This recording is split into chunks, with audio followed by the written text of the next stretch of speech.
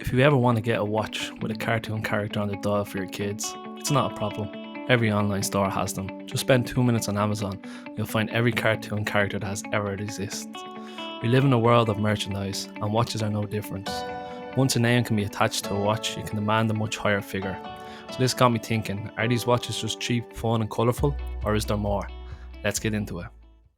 So let's think back to the dreaded year of 2020, and one of the biggest releases of the year was the new Omega Speedmaster Silver Snoopy Award 50th anniversary.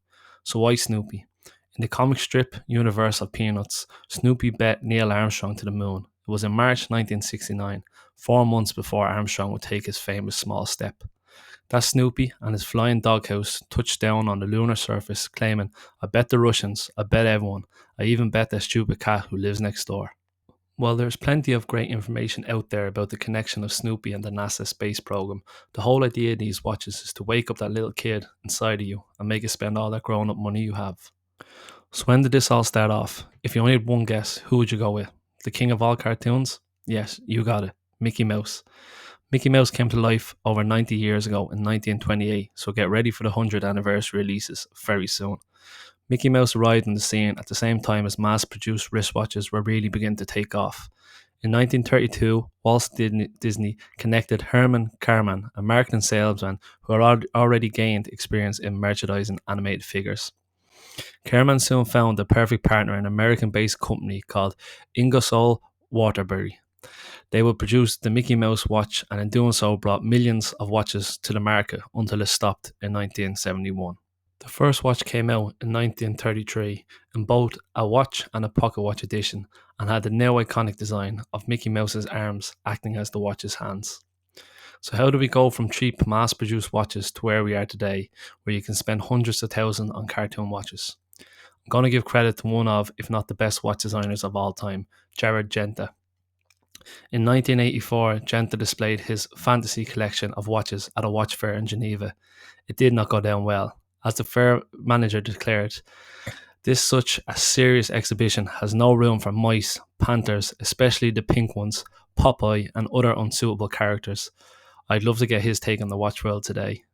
So where are we today? Over the past 2 decades, the level of high-end horology mixed with cartoons has only increased. One of the best recent examples shown to me was by Ben over on Wonder of Watches. You should check out his channel. It's the SUF Sarpaneva by Moorin that features a triple layered skeleton dial depicting the serious Moomin troll character curled up beside a pawn. And yes, while I've never heard of this Swedish cartoon, I would still love to get my hands on this watch as it's one of the most amazing dials. While Mickey Mouse is a character that appeals to people of all ages, in the past number of years, we have seen this type of marketing appeal to the new generation.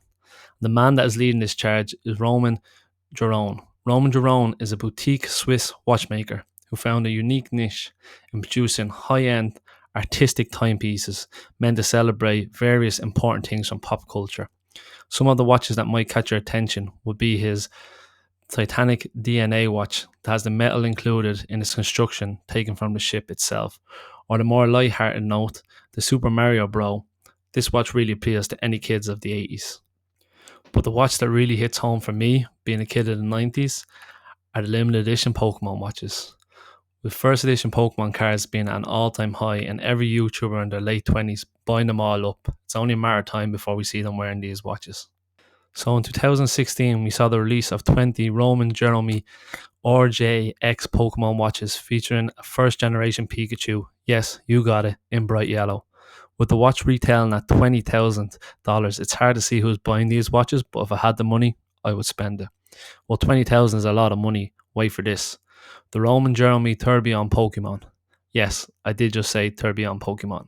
Costing a whopping $200,000, this 101 watch is the first edition shadowless holographic Charizard card of the watch world. The dial itself contains some of the most amazing enamel work that you'll find in watches.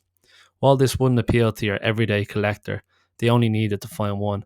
And to be honest, I can see this watch coming up for auction in 20 years and selling for a few million. When all them YouTubers that are in their late 20s now get to their late 40s and have more money than sense, this is the watch they're going to buy.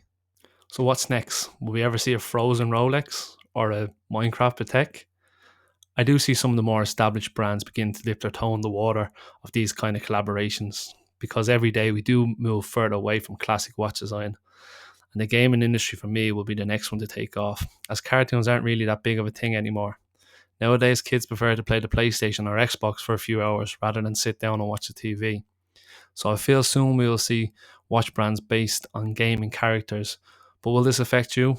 Probably not, because if you're watching this video, our time has passed. We will only be able to look back on our bit of childhood that pulls on our strings. And for me, that will always be Pokemon. That's the end of today's video. I really hope you enjoyed it. If you have any cartoon characters or gaming characters that you think will be the next big thing, please put the comment below. And also please put below what is your favourite character of all time. Once again, thank you for supporting the channel. Please subscribe, like and share this. And we'll see you in the next one. Bye.